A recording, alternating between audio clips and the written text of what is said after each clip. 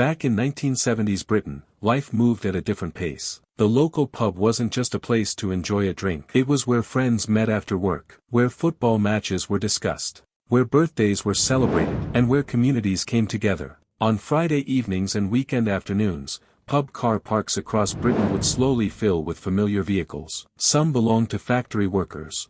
Some belonged to builders. Some belonged to families stopping for Sunday lunch. Luxury cars like Jaguars, Aston Martins, and Rolls-Royces certainly existed. But outside most pubs, you were far more likely to see ordinary British cars. Cars that reflected everyday life. Cars that became part of Britain's social history. Today, we're counting down 10 British cars you saw outside almost every pub during the 1970s. And by the time we reach number 1, you'll probably remember seeing it parked almost everywhere. So don't forget to subscribe to our channel. Number 10, Austin Maxi. The Austin Maxi arrived in 1969 and quickly became a familiar sight throughout the 1970s. Built by British Leyland, the Maxi was designed as a practical family car. It featured front-wheel drive, a spacious interior, and one of the first hatchback layouts many British drivers experienced. Most versions used economical four-cylinder engines that focused on reliability rather than performance. People liked the Maxi because it offered plenty of room for passengers and luggage. Families used them for holidays. Workers used them for commuting. And many owners drove them to their local pub on weekends. The Maxi wasn't glamorous, but it was useful. And useful cars often become popular cars. Number 9, Vauxhall Viva HC. The Vauxhall Viva HC became one of Britain's most common small family cars during the decade. Built by Vauxhall, the Viva offered simple styling, affordable pricing, and dependable everyday transport. Under the bonnet sat a range of small four-cylinder engines designed to keep running costs manageable. Young drivers liked the Viva because it was affordable. Families liked it because it was practical. And pub landlords probably saw hundreds of them every week. The Viva blended perfectly into everyday British life. Perhaps that's why so many people remember them fondly today. Number 8, Morris Marina. The Morris Marina arrived in 1971 and immediately became one of Britain's best-selling cars. Built by British Leyland, the Marina was intended to compete directly with the hugely successful Ford Cortina. The design looked simple and familiar. Buyers could choose from several engines depending on their needs. The Marina became especially popular among working-class families and tradesmen. For a few years, it seemed like they were absolutely everywhere. Outside football grounds, outside supermarkets, and certainly outside pubs. Despite later criticism, the Marina sold in huge numbers and became one of the defining cars of the decade. Number 7, Austin Allegro. Few British cars divide opinion quite like the Austin Allegro. Introduced in 1973 by British Leyland, the Allegro featured unusual styling and famously odd design choices. Yet despite the jokes, many people genuinely liked them. The car offered a comfortable ride, practical interior, and economical engines. For ordinary families, that mattered far more than appearance. The Allegro became common throughout Britain. And because so many were sold, they naturally became regular visitors to pub car parks across the country.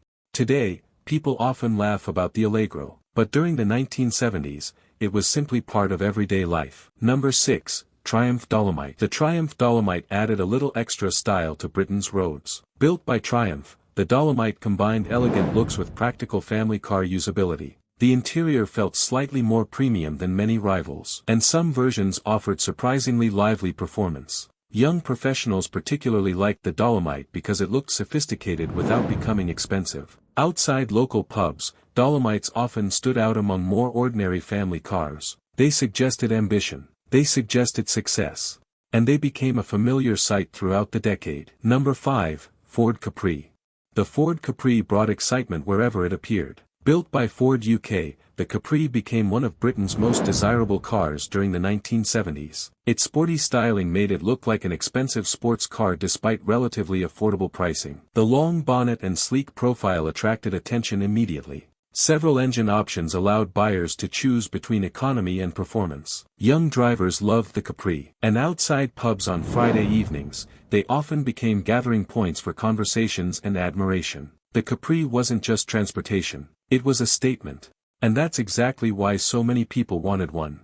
Number 4, Hillman Avenger. The Hillman Avenger arrived in 1970 and quickly became a familiar sight across Britain. Built by the Roots Group, later part of Chrysler UK, the Avenger was designed as a practical family car for everyday life. The styling looked modern enough for the era, while the engines offered respectable fuel economy and reliability. Many working families chose the Avenger because it represented sensible value.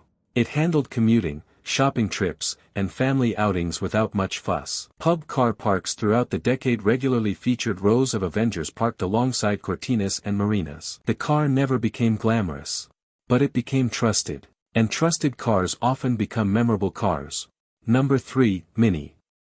No list of everyday British cars would be complete without the Mini. Originally launched by the British Motor Corporation, the Mini remained hugely popular throughout the 1970s. Its compact dimensions made it perfect for Britain's crowded streets and limited parking spaces. The clever design created surprising interior room despite the tiny size. Most versions used small four-cylinder engines that delivered excellent fuel economy. Young drivers loved them.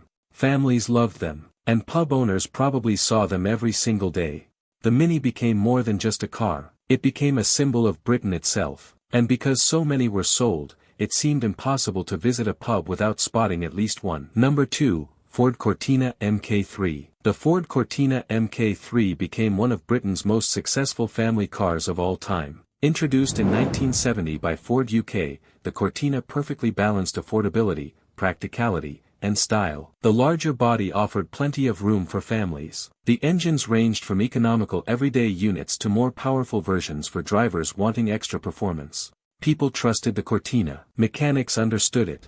Families relied on it. And businesses used it everywhere. Throughout the decade, Cortinas dominated British roads. They appeared outside factories, football grounds, shopping centers, and pubs. For many people, the Cortina became the face of 1970s motoring. And few cars represented ordinary Britain quite so perfectly. Number 1, Ford Escort Mk2. And finally, the British car that seemed to be parked outside every pub in the country. The Ford Escort Mk2. Introduced in 1975 by Ford UK, the Escort quickly became one of the best-selling cars Britain had ever seen. Everything about it appealed to ordinary drivers. It looked modern. It was affordable. It was easy to maintain. And it offered dependable performance. The Escort used simple four-cylinder engines that earned a reputation for reliability. Families bought them. Young drivers bought them.